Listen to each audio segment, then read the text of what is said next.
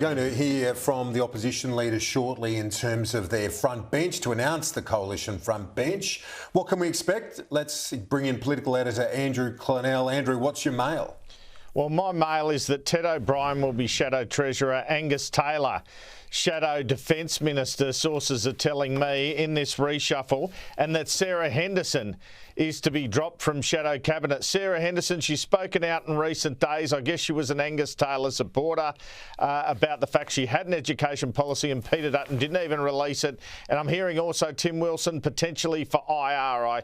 I hear he was promised an economic portfolio by Susan Lee, and that's the indication. So that's the information. Foreign affairs, a bit of a mystery at the moment. People have talked about James Patterson. They've talked about Dave Sharma. But what I'm hearing from a reasonable source, Kieran, is Ted O'Brien, Shadow Treasurer, Angus Taylor Defence, Tim Wilson perhaps IR, Sarah Henderson out of Shadow Cabinet. And there's been speculation this morning, another Taylor supporter.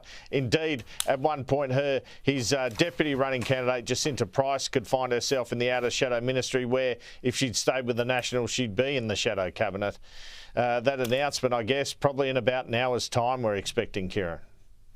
Yes, indeed. But Sarah Henderson gone from the front bench as they try to shake things up, make some room for newcomers like Tim Wilson. Someone else that I think will get promoted is Zoe McKenzie, a regular on this program. We'll see the details a bit later, Andrew. But either way, whatever the team is, it's a divided party room. We saw that from the vote just a week or so ago. And Andrew Bragg was a numbers man in this, so you'd expect him to be promoted as well. He was out of Shadow Ministry. Look, we've had a couple of Shadow Ministers lose their seats. That probably helps her fit everyone in, let's face it. But ultimately, she has to reward people who supported her. And they are people like Tim Wilson, Dave Sharma, Andrew Bragg, probably Zoe McKenzie. And at the same time, keep some of those who supported Angus Taylor, who were seen as very senior figures, happy. People like Mr Taylor himself, James Patterson, Micaiah Cash. So that is the indications I have, at least at the moment. Angus Taylor must be happy with defence. There'd been talk about him doing energy. He was Energy Minister. I don't think he was too keen to return to that. If Ted O'Brien knocked back Shadow Treasury, I understand he was next in line and then Tim Wilson in line. But he's happily, it seems, got himself in defence. The choice between Dave Sharma and James Patterson for Foreign Affairs, or perhaps someone else, that's a very interesting one, Kieran. It is. I'd probably be leaning towards Patterson in a domestic portfolio, just if it was me putting it together, because he's one of their best communicators, and you want people like that on the front line, I guess, in a political sense. Foreign affairs, it doesn't really, in domestic sense, it's not normally a frontline political issue in that sense, in a frontline domestic argument.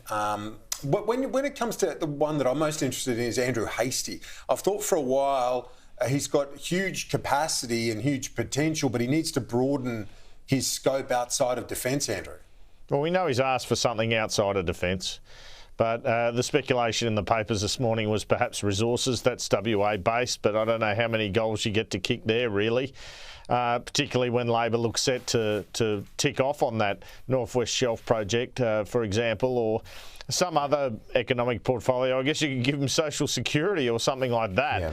Yeah. But he does need to broaden his experience, but she'll be wanting to give him a role. She'll be wanting to give Alex Hawke, who also backed her as a numbers man, a role. There's a lot of men's names that we're mentioning here and not many women. And it's not as easy as it seems, this task, because of the party split you talk about. When you have a vote with roughly half on either side of the Taylor-Lee ledger, well, we know some people's noses are going to be out of joint, and according to my information, Sarah Henderson's going to be one of them, Kira.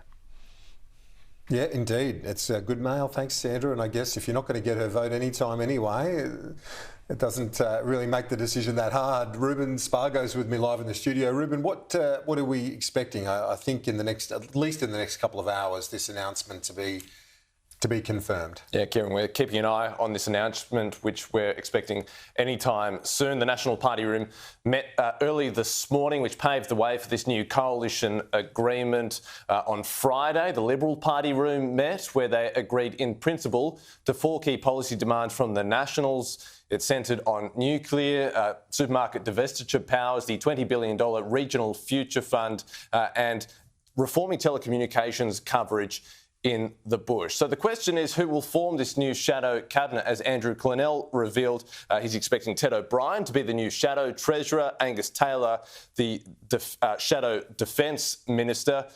What happens to people like Jacinta Nampijinpa-Price, who defected from the National Party to the Liberals recently? Out of the 20 shadow cabinet positions, the Nationals will get 6. Will Barnaby Joyce make it in? Will Michael McCormack make it in? There are also, at this point in time, questions swirling around David Littleproud's leadership. Here was Nationals MP Colin Boyce with his take this morning on Sky News. How can you support a bloke that misleads the party room?